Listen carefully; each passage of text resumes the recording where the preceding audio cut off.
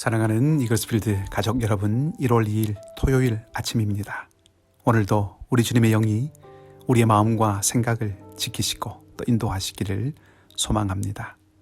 오늘 함께 나눌 말씀은 누가복음 1장 26절에서 56절까지의 말씀입니다. 누가복음 1장 26절에서 56절까지의 말씀입니다. 말씀을 제가 읽겠습니다. 조금 깁니다.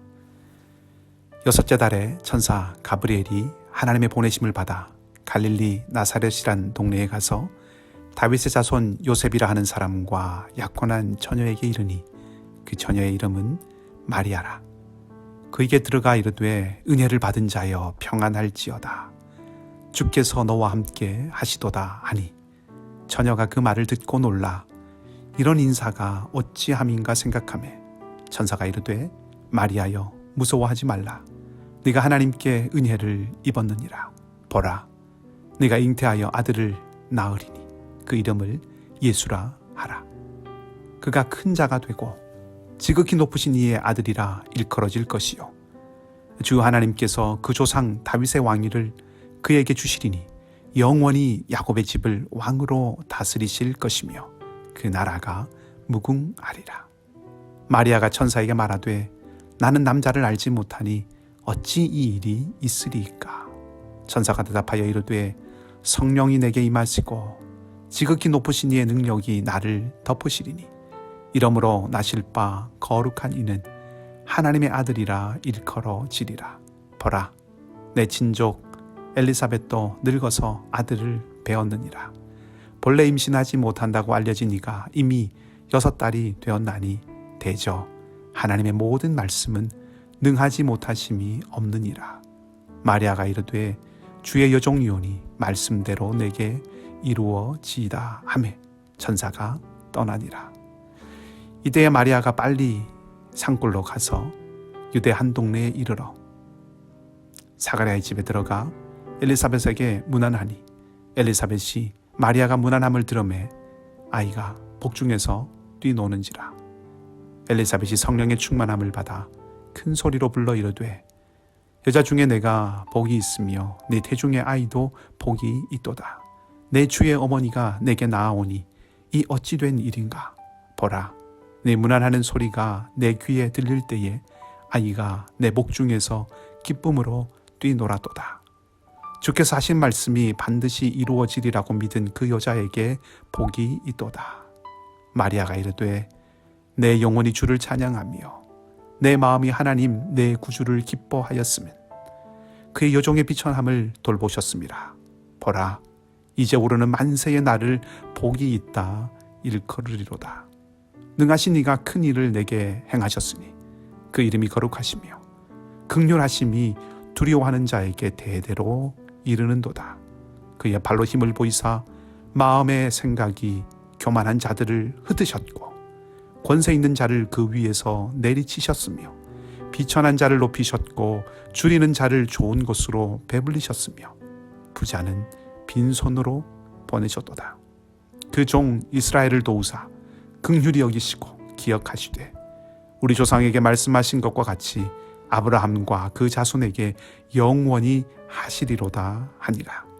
마리아가 10달쯤 있다가 집으로 돌아가니라. 아멘.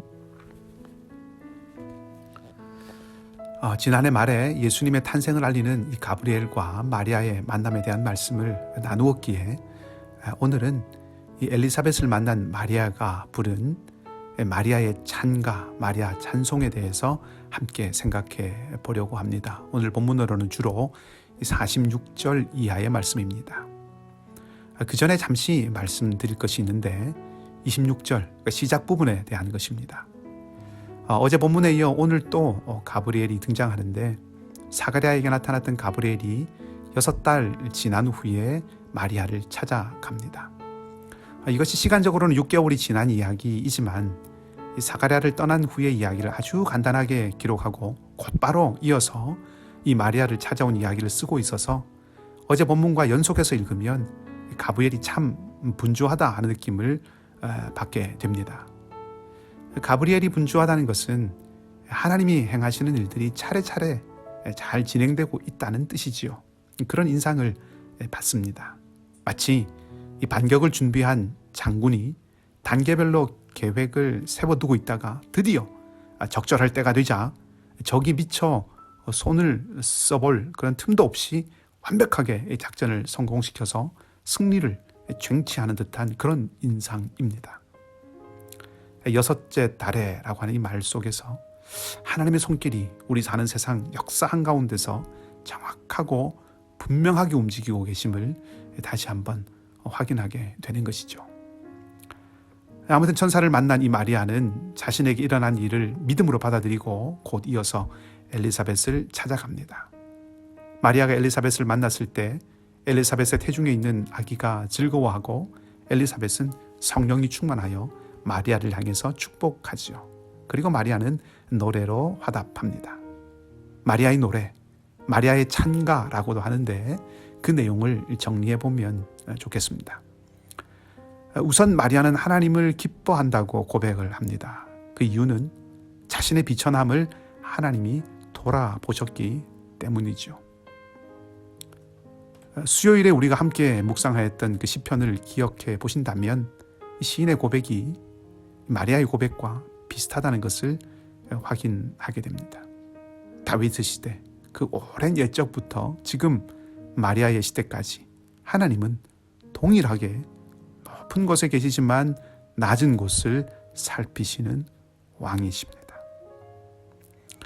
이어서 마리아는 만세에 자신이 복 있는 사람이라고 일컬어질 것이라고 말하죠. 이 말은 나는 참 복이 많은 사람이다 라고 하는 그런 고백입니다. 왜 이렇게 고백했을까요? 아기가 생겼기 때문인가요? 아니면 그 아기가 왕위를 얻을 것이라는 예고 때문일까요? 그럴 수도 있겠지만 이미 우리가 알고 있듯이 아기를 가졌다는 것은 마리아에게는 오히려 오해받기 쉬운 일입니다. 또 태어날 아기가 왕이 될 것이라는 이 이야기는 사실 무척 위험한 말입니다. 마리아가 천사의 말을 믿었기에 마음이 아주 고조되고 고양이 되어서 이렇게 말했을 수도 있지만 저는 직접적으로는 아기 때문이라기보다는 49절에 나오는 것처럼 하나님께서 큰 일을 나에게 행하셨다라고 하는 그 사실 때문이라고 생각합니다. 아기는 그 일의 열매인 것이죠. 무엇이 복일까요? 아기가 복이기도 하지만 아기는 하나님이 하신 일의 열매라고 본다면 복은 하나님 자신이십니다. 이런 비유가 어떨지 모르지만 황금알을 낳는 거위에 대한 이야기를 알지요. 욕심이 많은 사람이 그 거위의 배를 가릅니다. 그리고 거위가 죽고 난 후에는 더 이상 황금알도 없게 됩니다. 파도를 보느라 바람을 보지 못했다는 어느 배우의 대사도 생각이 납니다. 복은 열매 이전에 하나님이십니다. 하나님이 함께 하시는 것, 하나님이 일하시는 것, 그것이 진정한 복입니다. 황금알에 매료되지 않기를 바랍니다. 파도에 마음을 빼앗기지 않기 바랍니다.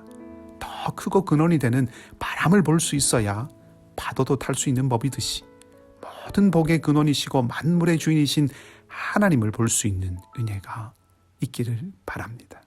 하나님만이 우리의 기업이십니다.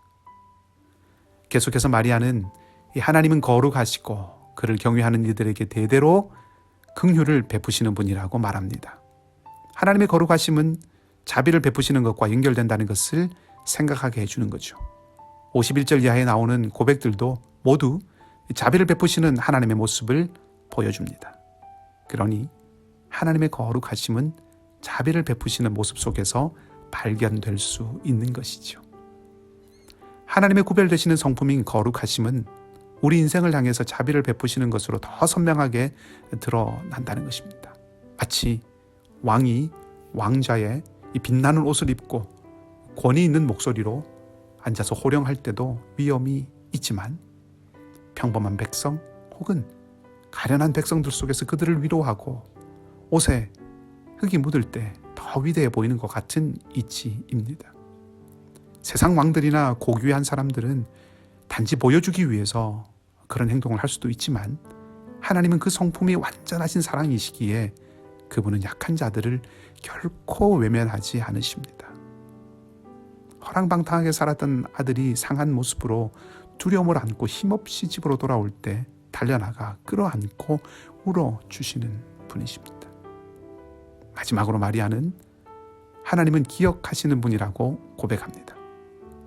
존경할 만한 사람이 나를 기억하고 있다는 말을 들으면 힘이 나지요. 오랜만에 만난 이가 내 이야기를 여전히 기억해주고 있다면 친밀함을 느낍니다. 나를 생각해주고 있다는 것을 느끼게 되죠. 이런 면에서 하나님이 기억하고 계시는 분이라는 것은 내 편이라는 뜻이 되기도 합니다. 오해받고 또 공격받고 사람들이 발길을 끊을 때 누군가 와서 손 잡아주면서 나는 네 편이야 라고 한다면 얼마나 위로가 되고 힘이 나겠습니까? 시편 118편의 시인은 이렇게 고백합니다. 여호와는 내 편이시라. 내가 두려워하지 아니하리니 사람이 내게 어찌할까. 하나님이 내 편이시라면 두려움과 맞설 수 있겠지요. 힘내서 또 한 걸음 나갈 수 있을 것입니다. 여러분, 삶이 여전히 찬바람에 시리듯 시리십니까? 혹은 막막함이 있고 길이 잘 열리지 않으십니까? 파도가 부서지듯이 무너지고 떨어지는 것 같을 때가 있습니까? 길인 것 같은데 확신이 없고 불안하십니까? 혹 오해받아 아프십니까? 우리가 하나님의 기억 안에 있음을 잊지 마십시다. 그분이 함께 하심을 생각하십시다. 그분은 이해하고 그분은 다 알고 계심을 잊지 마십시다. 높은 곳에 계시지만 낮은 우리를 살피고 계시며 신실하신 하나님은 우리의 힘이 되시고 우리의 편이 되어주신다 라고 하는 것을 우리가 기억하고 또 기대하십시다. 우리의 기도가 이 마리아의 찬송처럼 될 날을 소망하십시다. 내 마음이 하나님 내 구주를 기뻐함은 나를 돌아보셨습니다. 그가 나를 기억하심이라. 이렇게 고백하고 이렇게 찬송하는 날을 우리 모두에게 주시기를 소망하고 축복합니다. 오늘도 주님과 함께 걷는 우리 모두의 발걸음이 되기를 주님의 이름으로 간절히 소망합니다. 함께 같이 기도하겠습니다.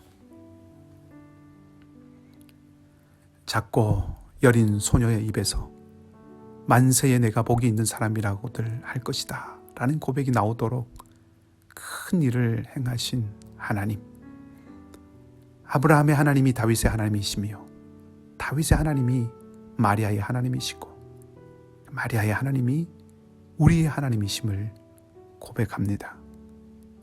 여전히 동일하게 높은 곳에 계시지만 낮은 곳을 자세히 보시고 찾아오셔서 자비를 베푸시고 약한 무릎을 견고하게 세우시며 줄이는 자를 먹이시는 사랑의 하나님이심을 믿습니다.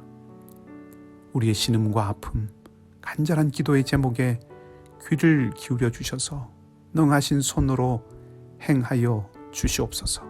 하나님, 능력의 팔로 함께하여 주시옵소서.